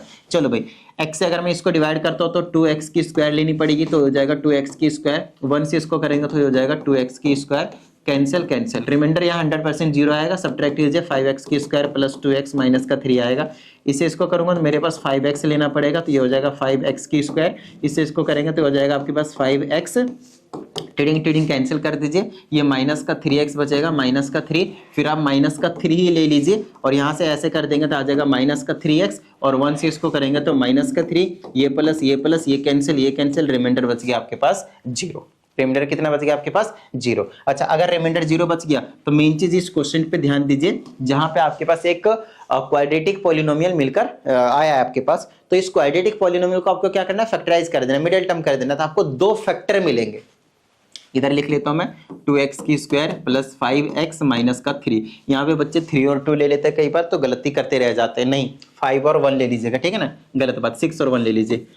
2x की स्क्वायर प्लस का 6x और माइनस का 1x लूंगा तो आपके पास प्लस का 5 भी मिलेगा और माइनस का 6 भी मिलेगा। पता है ना फैक्टराइज कैसे करते हैं भाई, देखो ये छोटी छोटी चीजें भाई सीख कर आओ, ठीक है ना। x + 3 बच जाएगा यहाँ पे, -1 कॉमन ले लीजिए, x + 3 बच जाएगा यहाँ पे, यहाँ से आ गया x + 3 और एक आ गया आपके पास 2x - 1, और एक आपने खुद यहाँ पे ऑलरेडी निकाल रखा था कि ये फैक्टर है, तो x + 1, ये 3 फैक्टर हो गए आपके पास। इन्होंने लिया तो था 2x + 1, लेकिन एक्चुअल में था 2x - 1 फैक्टर था। आई ना बात समझ में, 2x - 1 फैक्टर था। तो आपने ये 3 फैक्टर्स आपने बता दिया, तो आपने फैक्टराइज कर दिया पॉलिनोमियल को कंप्लीटली। आई ना बात समझ में। एक तरह से आप लोगों के सभी कॉन्सेप्ट भी रिवीजन हो जा रहे हैं, हो जाएंगे अगर आपने ये पूरा सैंपल पेपर अच्छे से कर लिया तो। आइए, अभी हमने एक क्वेश्चन किया हुआ है, अब हम दूसरे की बात करते हैं। बड़ा प्यारा क्वेश्चन दिया हुआ भाई, अच्छे से समझिएगा, ठीक है ना, बड़े प्यार से समझिएगा। तो इसमें हमसे कहा जाता है a line segment joining this and this is cut by X axis. जब कभी ऐसा कोई क्वेश्चन दिया जाए ना तो कोशिश कीजिएगा कि भाई कोऑर्डिनेट एक्सिस बना दीजिएगा, वो ज्यादा अच्छे से आप लोगों को समझ में आएगा, ज्यादा अच्छे समझ में आएगा। छोटा सा ही बना लीजिएगा लेकिन बना लीजिएगा इस तरह से, है ना। ये ओरिजिन हो गया, इधर 1 हो गया, 2 हो गया, 3 हो गया, 4 हो गया, -1 हो गया, -2 हो गया, -3 हो गया, -1 हो गया, -2 हो गया, -3 हो गया, 1 हो गया, 2 हो गया, 3 हो गया, इतना तो बना ही लीजिएगा, ठीक है। अब हमसे कहा जाता है एक पॉइंट P है 2, -3, x की 2 है, y की -3, मतलब कहीं पे यहाँ पे है पॉइंट 2, -3 और इस वाले पॉइंट का नाम है P। दूसरा पॉइंट है Q जो कि 0, -1 है, तो ये वाला आपके पास Q है जो कि आपके पास 0, -1 है, x की 0 और y की -1 है। गलत कर दिया मैंने, sorry, I am so sorry. देखो मैं आपको समझाता हूँ, 0, -1 तो x की 0 तो y की -1, तो वो वाला पॉइंट ये होगा यहाँ 0, -1, ये हो गया आपके पास Q। इन दोनों पॉइंट को ज्वाइन कर दीजिए इस तरह से, तो आपके पास पता चलेगा कि आपको ये जो चीज है लाइन, वो आपके पास पता चल गया कि ये क्या बन गया, एक लाइन सेगमेंट बन गया जो हमसे यहाँ पे पूछा था। Line segment joining this and this is cut by X axis, x axis काट रहा है, यहाँ पे काट रहा है, शायद ये वाला -1 वाला पॉइंट ही होगा मेरे हिसाब से, क्योंकि मैंने परफेक्टली ग्राफ में तो बनाया नहीं है, इसलिए थोड़ा सा इधर उधर हो रहा है मेरे हिसाब से, तो -1 होगा मेरे हिसाब से। By the x axis cut कर रहा है, अच्छी बात है। कहाँ पे कट कर रहा है, आर पे, तो ये वाला जो पॉइंट है जहां पे कट कर रहा है उस वाले पॉइंट को क्या नाम दिया हमने, आर दिया, ठीक है ना। उस वाले पॉइंट का क्या नाम दिया हमने, आर दिया। अब हमसे कहा जाता है ए लाइन ए बी, एक अनदर लाइन ए बी है, वो कट कर रहा है वाई एक्सिस को एट टी जो कि 0,6 है, तो ऐसे बना लेते हैं हम यहाँ पे, 3 से 4 हो गया, फिर 5 हो गया, फिर आपके पास 6 हो गया, तो ये हो गया 0,6, जिस पॉइंट का नाम क्या है, टी है, ठीक है।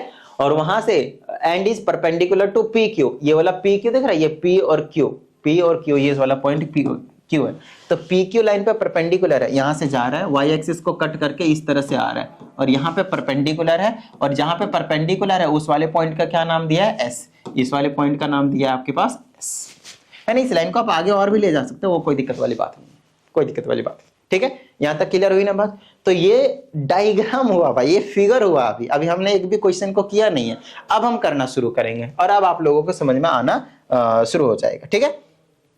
आइए समझाता हूं।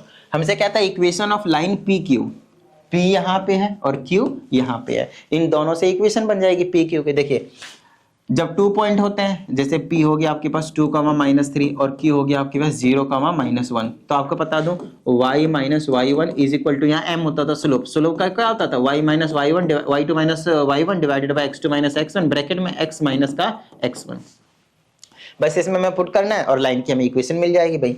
तो यहाँ पे मैं लिख देता हूँ y माइनस का y1 कितना है, देखिए इसको आप x1 और y1 मान लीजिए, इस वाले पॉइंट को आप x2 और y2 मान लीजिए, ठीक है। y माइनस y1 की जगह कितना है आपके पास, -3, तो ये हो जाएगा +3, ब्रैकेट हटा देते हैं, y2 - y1 -1 है और माइनस का y1 -3, तो ये +3 हो जाएगा, डिवाइडेड बाय x2 - x1 तो 0 माइनस तो माइनस का 2 हो जाएगा, ब्रैकेट में x माइनस का x1 की जगह क्या है आपके पास 2, ठीक है। ऐसे काम करना और कुछ नहीं, सॉल्व कर देते, ये हो जाएगा y + का 3 इज इक्वल टू, ऊपर तो 2 बन जाएगा, देखिए प्लस माइनस करके नीचे -2 काट देंगे तो माइनस का 1 हो जाएगा, और ये x माइनस का 2 इधर उधर कर देते, तो ये हो जाएगा y + का 3 इज इक्वल टू -x और प्लस का 2 हो जाएगा, ठीक है। अब इन दोनों को अंदर ले आता हूं तो मेरे पास क्या बन जाएगा, देखिए x प्लस का हो जाएगा, y तो पहले से ही है, और ये 2 इधर अगर ले आता हूं तो माइनस का बना लेगा तो प्लस का 1 हो जाएगा, तो x + y + 1 = 0, ध्यान से समझिएगा, x + y + 1 = 0। तो ये जो PQ लाइन की इक्वेशन है, इस वाली इक्वेशन है, यहाँ पे लिखी गया है, सही जगह लिखा गया वैसे भी, तो इस वाली लाइन की ना इक्वेशन बन गया हमारे पास क्या, x + y + 1 = 0, ठीक है। अच्छा इसका जो स्लोप आया था, इस वाले का स्लोप कितना आया था, m, -1, हो सकता है यहाँ पे अभी जरूरत पड़े, हो सकता है अभी यहाँ पे जरूरत पड़े, तो इसको मैं हटा देता हूँ यहाँ से, ठीक है ना, इसको मैं हटा देता हूँ।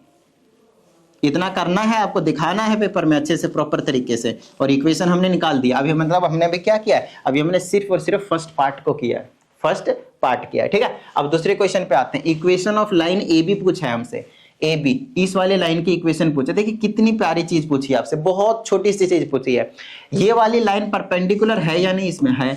तो अगर ये M1 मानता हूं पी क्यू की लाइन की स्लोप, तो इस वाले का स्लोप क्या होगा पता है, +1 होगा। बोलो कैसे, क्योंकि M1 एंड M2 का प्रोडक्ट हमेशा -1 के इक्वल होता है जब दो लाइन परपेंडिकुलर होते हैं तब। तो M1 की जगह तो -1 है, मल्टीप्लाई हमसे यहाँ पे M2 निकालना है, तो टिडिंग टिडिंग करके M2 की वैल्यू क्या आई, +1। तो इसका स्लोप हमें पता चल गया कितना है, 1 है। इसका स्लोप कितना चल गया हमें पता, 1 है।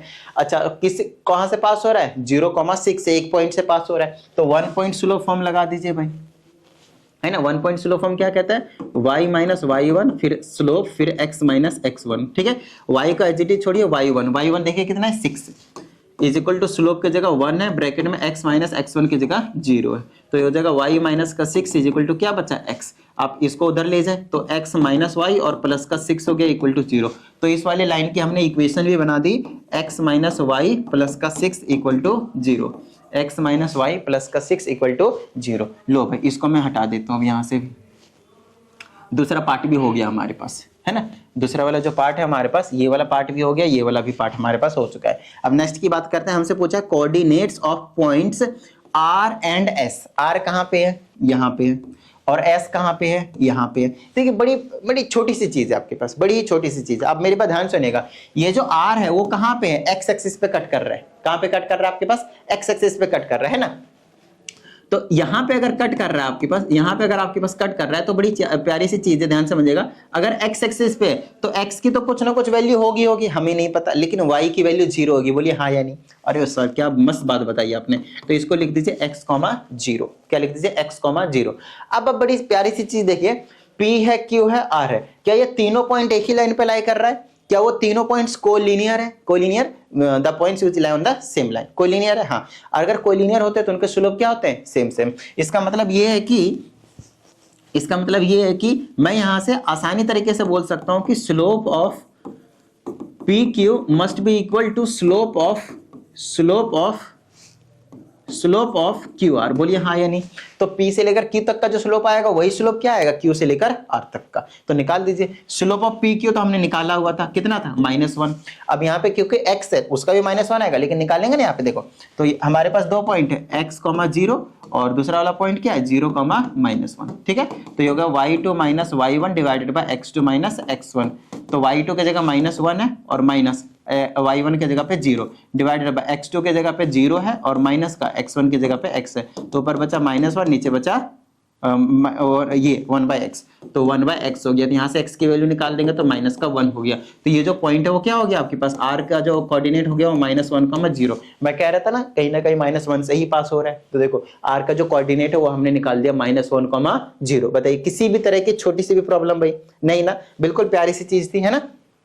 चलिए कोई भी डाउट जो है वो नहीं आना चाहिए भाई, और अगर आता है तो भेज देना 7428525669 इस व्हाट्सएप नंबर पे भेज देना, आपको प्रॉपर वीडियो सॉल्यूशन जो है वो मिल जाएगा, ठीक है। और अगर आप लोगों को नीड होती है पर्सनल ऑनलाइन क्लास की तो उसके लिए भी आप इसी नंबर पे इंक्वायरी कर सकते हैं, ठीक है। चलिए आगे की बात करते हैं। अब अगला जो पार्ट है इसमें हमने तो अभी r का ही निकाला भाई, ध्यान से। हमने अभी जो कोऑर्डिनेट निकाला है वो किसका निकाला है, सिर्फ r का निकाला है, लेकिन हमसे क्या पूछा, s का भी कोऑर्डिनेट पूछा, s। अब s का कोऑर्डिनेट कैसे निकालेंगे आपको मैं बता दूं। एक लाइन है, दो लाइन जहां पे इंटरसेक्ट करते हैं, अगर आपको इसकी इक्वेशन भी मालूम है, इसकी इक्वेशन भी मालूम है, तो दोनों को आप सॉल्व कर दीजिए। जहां पे भी वो इंटरसेक्ट कर रहे हैं वो आपके पास इंटरसेक्टिंग पॉइंट मिल जाएंगे, आपके पास इंटरसेक्टिंग पॉइंट मिल जाएंगे। क्या आपको इस लाइन की इक्वेशन नहीं मालूम, मालूम है ना सर, x प्लस वाई और 1 उधर भेज दूंगा तो -1 मान लेता हूँ। और दूसरे की लाइन ये रहा ना, x minus y is equal to कितना है, -6 है।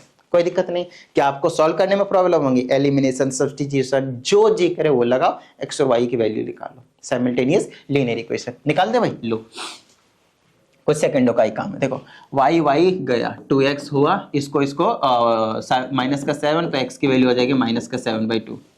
कोई दिक्कत नहीं, x की वैल्यू कहीं भी पुट कर दीजिए तो ये हो जाएगा x plus y is equal to -1, x की जगह -7/2 प्लस का y इज इक्वल टू -1। यहाँ से इधर भेज देंगे -1, उधर चला जाएगा प्लस का 7/2। एलसीएम ले लेंगे तो ये हो जाएगा आपके पास -2, ये हो जाएगा प्लस का टिडिंग कर देंगे तो आ जाएगा 5/2। तो y की वैल्यू 5/2 तो हो गया। अब कोऑर्डिनेट क्या हो गया s का, पहले x की वैल्यू लिखेंगे -7/2, फिर लिखेंगे y की वैल्यू 5/2। लो भाई हो गया आंसर। देखो कितनी प्यारी सी चीज थी, है ना। मस्त क्वेश्चन दिया ना भाई, 4 मार्क्स का तो दिया है मेरे हिसाब से, लेकिन बड़ी प्यारी सी चीज दिया, कॉन्सेप्ट क्या मस्त दिया, एकदम गजब का। आई ना बात समझ में? ठीक है, चलिए आगे की बात करते हैं। हमारे पास क्वेश्चन नंबर आप सेकंड का थर्ड पार्ट है। देखो यहाँ पे लिखने का तरीका हमने आपको समझा रखा है कैसे निकालना है। मैं यहाँ पे सिर्फ अभी समझाते हुए निकल जाता हूँ। ठीक है, चलिए। इसमें कहा जाता है in the given figure AC is the diameter. AC ये वाला जो आपके पास है वो डायमीटर है। ठीक है, the circle with centre O CD is parallel to BE। CD जो है ये वाली जो लाइन है वो पैरेलल है किसके? BE के, इसके पैरेलल है। ठीक है, चलो एक एक चीज करके बताते जाऊंगा, अच्छे से समझते जाइएगा। AOB 80 दे रखा है, ये वाला एंगल 80 दे रखा है, तो AC इज 20। सारी प्रॉपर्टी आपको ध्यान में रखने पड़ेंगे, सभी के सभी प्रॉपर्टी आपको ध्यान में रखने पड़ेंगे। ठीक है ना।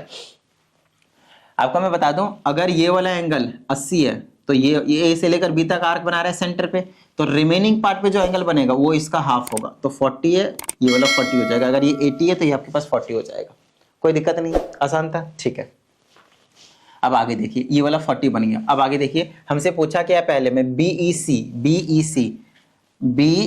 अब हम इसके अकॉर्डिंग जो है वो प्रॉपर्टीज का यूज करते चले जाएंगे। हमें क्या निकालना है? अब ये वाला एंगल निकालना है, BEC निकालना है। ठीक है, तो इस BEC को निकालने के लिए अब हम क्या कर सकते हैं, उस पर थोड़ा सा हम अमल करना शुरू कर देते हैं। ठीक है ना। ओके, ट्रिंग करके अगर मैं बता दूं तो भाई आजा आजा आजा, जिन जिन जिन। अगर मैं थोड़ी देर के लिए इसको मान लेता हूं कि भाई मेरे पास क्या है, ये x है। ठीक है, ओके।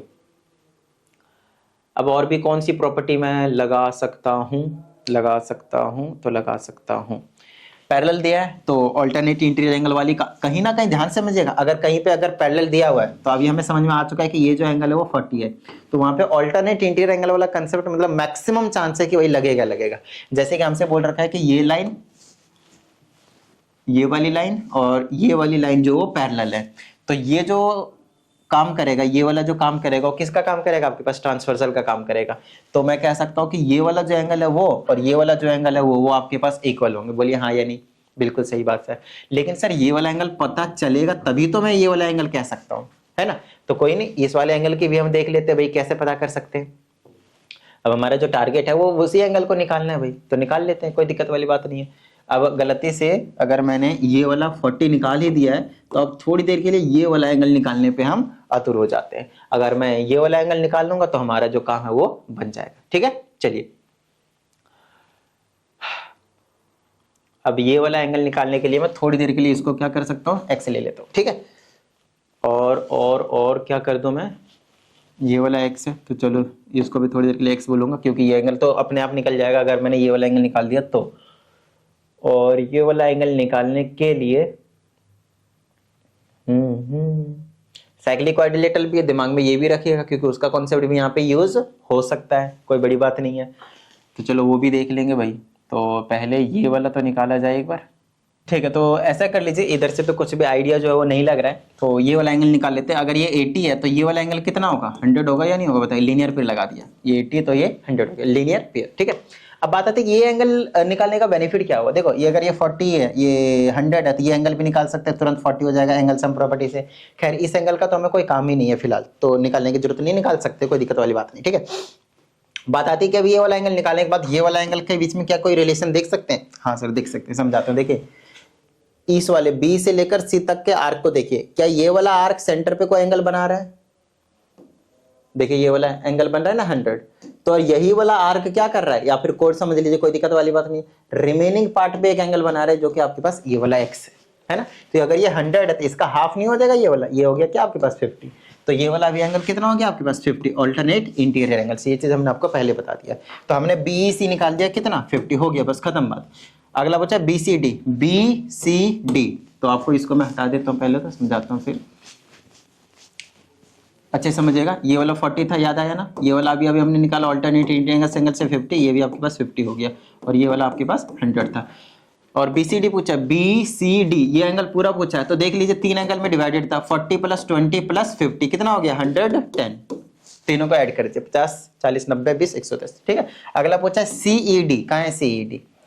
C ये रहा, E ये रहा, D ये रहा, ये वाला एंगल पूछा है। ये वाला एंगल, तो इस एंगल को थोड़ी देर के लिए y मान लीजिए। और आप देखिए क्वाड्रिलेटरल है, और सॉरी क्या नाम है, साइक्लिक क्वाड्रिलेटरल है, तो साइक्लिक क्वाड्रिलेटरल के ऑपोजिट एंगल का सम कितना होता है 180। तो अगर मैंने इसको y माना है, ये वाला आपके पास 50 है, ये वाला आपके पास 40 है, ये भी आपके पास 50 है, तो ये पूरा एंगल और ये पूरा एंगल का सम कितना होगा, angle C plus angle E बोल दो, 180 के इक्वल होगा opposite angles of a cyclic quadrilateral. तो ये रीजन दे दीजिएगा, तो ऐड कर दीजिए। अगर मैं C की बात करता हूँ तो ये टोटल का सम कितना हो गया 110। अगर एंगल E की बात करता हूँ तो 50 plus y is equal to 180। यहाँ से y की वैल्यू निकाल देंगे, इसको ऐड करेंगे कितना आएगा 160, उधर भेज दो तो कितना बचा 20, तो ये हो गया आपके पास 20 डिग्री। बताइए किसी भी तरह की कोई प्रॉब्लम? आसान था कॉन्सेप्ट, बिल्कुल सिंपल था। तो मेन चीज है आपको कॉन्सेप्ट समझना है ना, हर एक जो प्रॉपर्टी आप लोगों को बता दिया गया है उसको एक बार अच्छे से याद रखना है और समझना है, ठीक है। उसके बाद कोई दिक्कत वाली बात नहीं, क्वेश्चन बहुत ज्यादा ईजी लगेगा आप लोगों को। आइए नेक्स्ट क्वेश्चन की हम बात करते हैं। इसमें हमसे कहा जाता है in a geometric progression GP the first term is 24, मतलब a की वैल्यू आपके पास 24 दिया गया है। हमसे कहता है the fifth term is 8, fifth term मतलब a5, 8 दे रखा है। कई बच्चे बोलते हैं सर टर्म नंबर 5 हो तो t5 लिख लो, a5 लिख लो, कोई दिक्कत वाली बात नहीं है, ठीक है। टर्म 5, अच्छा टर्म 5 को आप कैसे लिख सकते हो, a r की पावर 4, बोलिए हाँ या नहीं, क्योंकि जनरल टर्म का फॉर्मूला याद कीजिएगा, लिख कर दिखाइएगा ध्यान से ऐसे करके। बोल टर्म नंबर 5 को लिखेंगे तो a r की पावर 5 - 1 4 हो गया, तो ये r की पावर 4 दिया हुआ है 8। अब a की वैल्यू तो पता ही, यहाँ पे पुट कर दिए 24, r की पावर 4 इज इक्वल टू 8, तो r की power 4 is equal to 8/24, r की पावर 4 इज इक्वल टू काट दीजिए 1/3। तो अब मैं इसको कैसे लिख सकता हूं, हाँ तो अब हमसे कहा था find the 9th term of the GP, तो यहाँ पे तो आपके पास r की पावर 4 बच गया भाई। r की पावर 4 क्या आपके पास 1/3, r की पावर 4 आपके पास 1/3 बच गया, ये चीज है आपके पास, ठीक है। चलो ठीक है, अब हमसे क्या पूछा है 9th टर्म, अभी इसका हम यूज कर लेंगे, कोई दिक्कत वाली बात नहीं है। 9th टर्म को आप कैसे लिख सकते हो, टर्म नंबर 9 को लिख सकते हो a r की पावर 9 - 1, कितना लिख सकते हो आप 8 लिख सकते हो, बोलिए हाँ या नहीं, बिल्कुल सही बात, ठीक है सर। ये तो आपको पता ही है, r को ऐसे लिखिए r की पावर 4 मल्टीप्लाई r की पावर 4, r की पावर 8 को ऐसे लिख सकते हैं। a पता है हमारे पास 24 है, मल्टीप्लाई r की पावर 4 की वैल्यू हमने यहाँ पे निकाला हुआ है, तो वो रख दीजिए 1/3, फिर से लिख दीजिए 1/3, तो क्या हो जाएगा मेरे पास 3 से काट दो 8 बार में, तो 8/3 इज योर आंसर। हो गया क्वेश्चन। कितने मार्क्स का है, 4 मार्क्स का। देखिए कितना पिद्दा सा क्वेश्चन दिया हुआ है। तो कई बार ऐसा होगा कुछ क्वेश्चन में टाइम आपको लग सकता है और कुछ क्वेश्चन ऐसे होंगे जो जल्दी हो जाएंगे, इजीली आप 4 मार्क्स स्कोर कर लेंगे, ठीक है। चलिए नेक्स्ट क्वेश्चन की बात करते हैं। आय हाय हाय, देखो ये जो क्वेश्चन है भाई, हर बार मैं देख रहा हूं आईसीसी क्या कर रही है, हर बार इस टाइप का एक सिलेंडर दे रही है, कभी बीच में से काट दे रही है, कभी आधा पानी भर दे रही है, कभी टिल्ट करके उसमें कुछ लिक्विड भर दे रहा है, तो इस टाइप का क्वेश्चन हर बार आ रहा है। तो ऐसे ऐसे क्वेश्चनों की एक बार अच्छे से प्रैक्टिस कर लीजिएगा, ठीक है।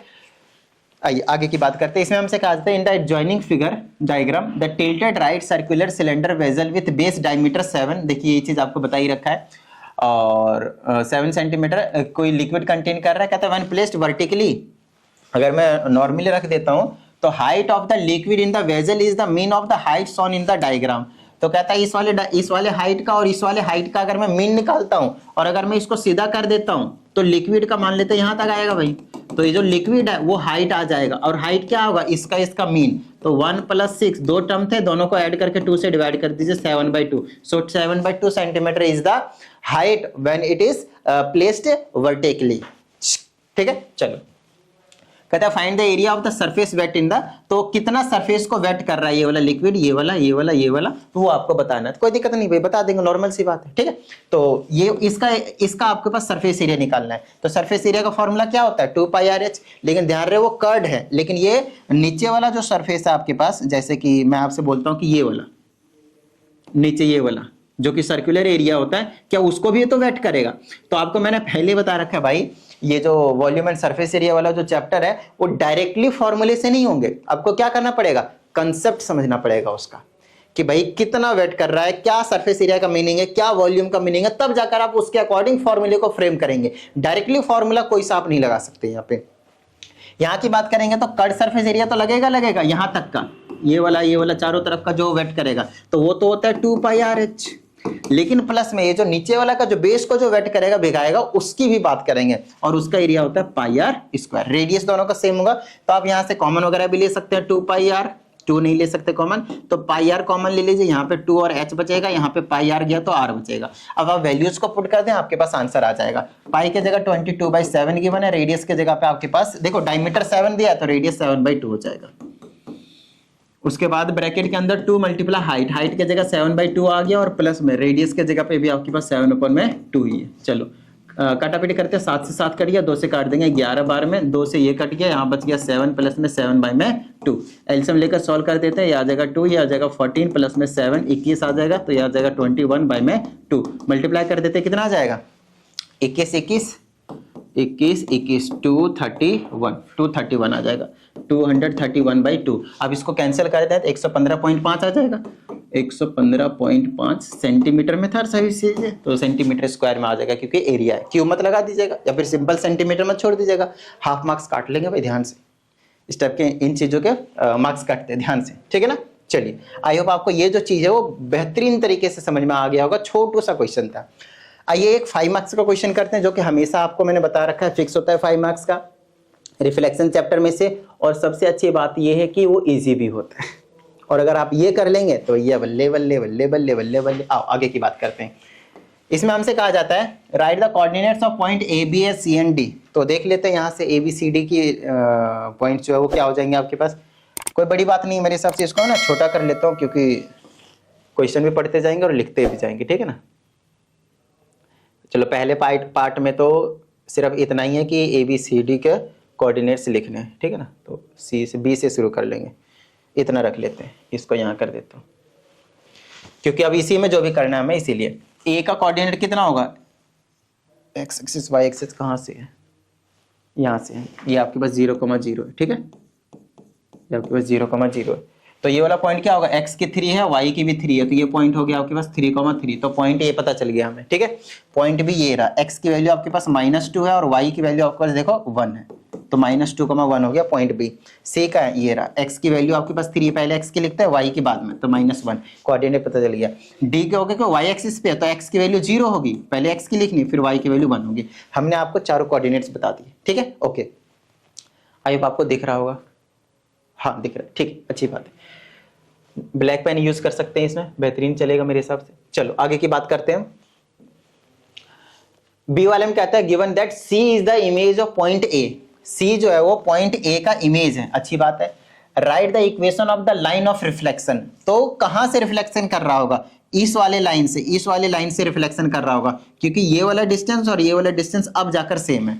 यहां से यहां तक 2 बॉक्स ऊपर है और 2 बॉक्स आपके पास नीचे है, तो रिफ्लेक्शन यहां से हम करवा रहे हैं, ठीक है ना, रिफ्लेक्शन यहां से करवा रहे हैं, ठीक है। तो इस वाले लाइन का आपको इक्वेशन बताना है, तो x y की वैल्यू है, तो y की वैल्यू कितनी है 1, तो y = 1 इसकी इक्वेशन हो गया। आप चाहे अंदर ले आए तो y - 1 = 0, ये आपके पास इक्वेशन बन गई इस वाले लाइन की, हो गया क्वेश्चन। अब हमसे क्या बोला है, बता दिया, हो गया। नेक्स्ट होता है write the coordinates of the image of point D under the reflection y axis. D का रिफ्लेक्शन वाई के हिसाब से करवा रहे हैं, डी का कहाँ है, यहाँ पे है, और रिफ्लेक्शन वाई के हिसाब से ही करवा रहे हैं। तो याद कीजिए ये बड़ी प्यारा सा, बहुत ज्यादा प्यारा सा कॉन्सेप्ट है, हमने आपको करवाया हुआ है कि अगर किसी एक पॉइंट है जो कि अगर एक्सिस पे लाइव करता है और अगर उसी एक्सिस के अबाउट उसका रिफ्लेक्शन करवा देते हैं तो वो उसका जो रिफ्लेक्शन है वो कहीं नहीं जाता, वही पॉइंट होता है। और इस टाइप के पॉइंट्स को हम इनवेरिएंट पॉइंट के नाम से जानते थे, इंपॉर्टेंट कॉन्सेप्ट है ना। तो इसका जो डी डैश आएगा, मतलब जो इसकी इमेज आएगी वाई एक्सिस के अबाउट, वो यही रहेगा 0,1 ही रहेगा, कुछ भी चेंज नहीं होगा, ठीक है। तो ये भी हो गया।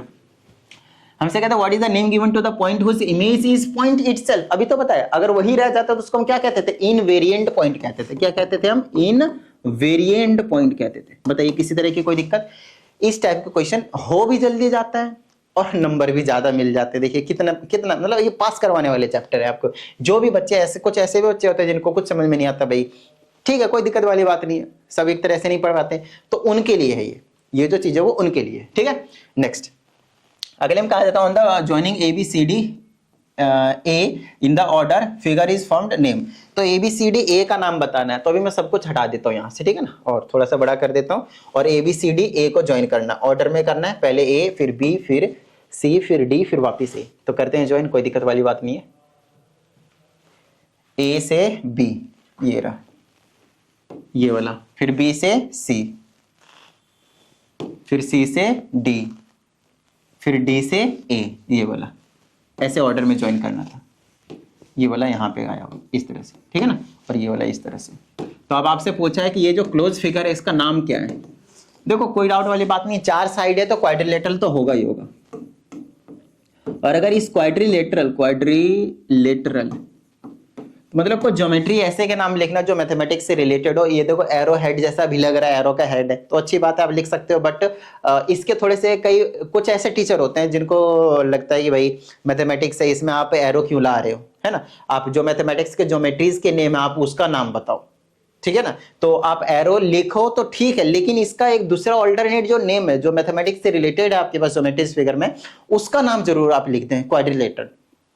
और अगर आप चाहें तो क्वाड्रिलेटरल ठीक है, कोई दिक्कत वाली बात नहीं है, लेकिन आप इसको और एक स्पेसिफाइड बताना चाहते हैं क्वाड्रिलेटरल, कई बार क्वाड्रिलेटरल के अंदर क्या आ जाते हैं, रोम्बस आ जाता है, रेक्टेंगल, तो वो भी आप बता सकते हैं। तो यहाँ पे तो हमें वैसे कुछ लग नहीं रहा है, लेकिन क्वाड्रिलेटरल का एक टाइप होता है जो आप छोटी क्लासों में पढ़ते हैं, कॉनकेव क्वाड्रिलेटरल और कॉन्वेक्स क्वाड्रिलेटरल। जैसे कि मैंने बोला आपके पास एक रेक्टेंगल बनाया या फिर स्क्वायर बनाया, तो सभी एंगल इनके क्या होते हैं, स्क्वायर या रेक्टेंगल के 90 के होते हैं। या फिर अगर आपने पैरेललोग्राम बनाया या फिर रोम्बस बनाया, है ना, रोम्बस और पैरेललोग्राम बनाया, तो उनके सभी एंगल्स ना 180 से कम के होते हैं, कोई भी एक भी एंगल नहीं होगा जो 180 से ग्रेटर होगा। बोलिए हाँ या नहीं, बिल्कुल सही बात सर।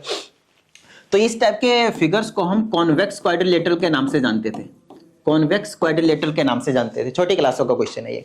लेकिन अगर आप यहां पे देखेंगे तो ये वाला एंगल 180 से कम है, ये एंगल 180 से कम है, ये एंगल 180 से कम है, लेकिन ये वाले एंगल के बारे में आप क्या कहना चाहोगे। देखो ये टोटल तो 360 होता है, तो क्या ये 180 से ज्यादा नहीं है, 180 तो इतना ही हो गया, ये और ये फालतू हो गया।